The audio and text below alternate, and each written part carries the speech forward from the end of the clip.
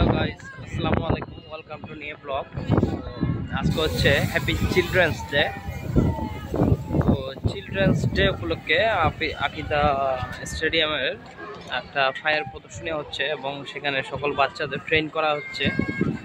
তো বিভিন্ন রকমের ট্রেন, যে আগুন সম্পর্কে সচেতনতা এবং ফায়ার সেফটি নিয়ে যে সচেতনতাগুলো, সেগুলো নিয়ে বাচ্চাদেরকে শেখানো হচ্ছে। তো চেষ্টা করছি যে আপনাদেরকে দেখানোর, সাথে থাকবে।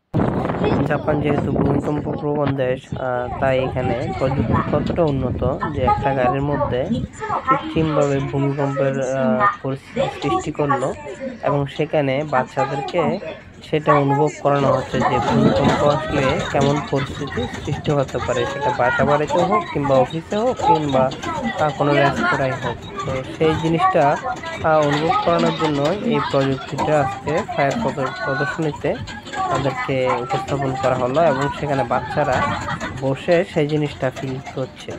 দেখতেই পাচ্ছেন একটা গাড়ির মধ্যে একটা রুম, যেখানে খুব কাঁপে এবং ভূমিকম্প হলে যেরকম একটা পরিস্থিতির সৃষ্টি হয়, সেই পরিস্থিতিটা ওদের বোঝানোর চেষ্টা করতেছে এবং ওই পরিস্থিতিতে কি করতে হবে সেটা সম্পর্কে করণীয় শেখানো হচ্ছে।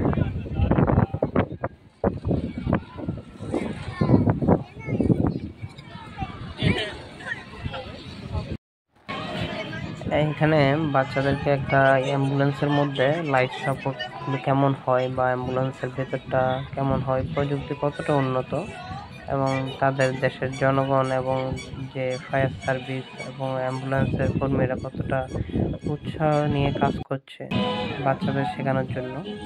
এই যে দেখতেই পাচ্ছেন হিউম্যান বডির যে স্ট্রাকচার, এগুলো নিয়েও বাচ্চাদের শেখানো হচ্ছে যে ইমার্জেন্সি সিচুয়েশনে মানুষ কীভাবে বিপদ মুক্ত করতে হবে।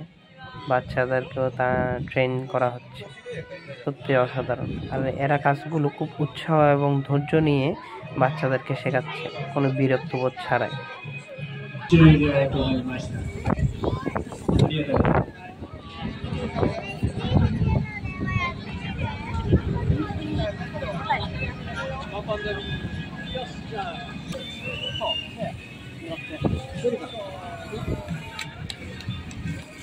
お、早っ、うまっ。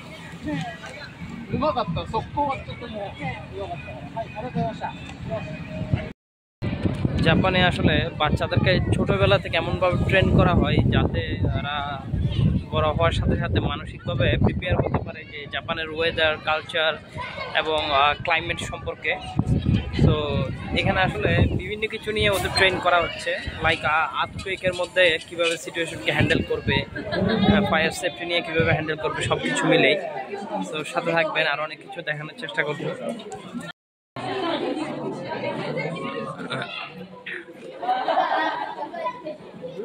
আজকের ওয়েদারটা খুবই ভালো, শাইনি ডে, রৌদ্রোজ্জ্বল দিন। চারপাশে এখন জাপানের গোল্ডেন উইক উপলক্ষে চারপাশে আজকে খুবই মানুষ।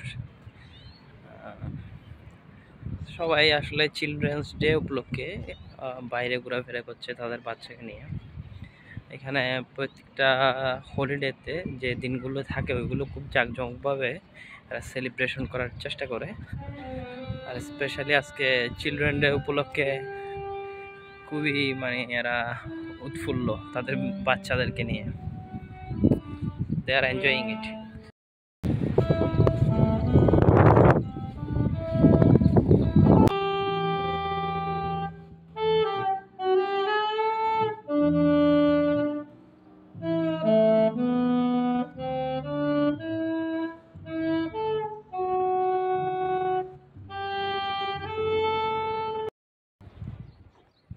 হচ্ছে আকিতা শোয়া স্টেডিয়াম।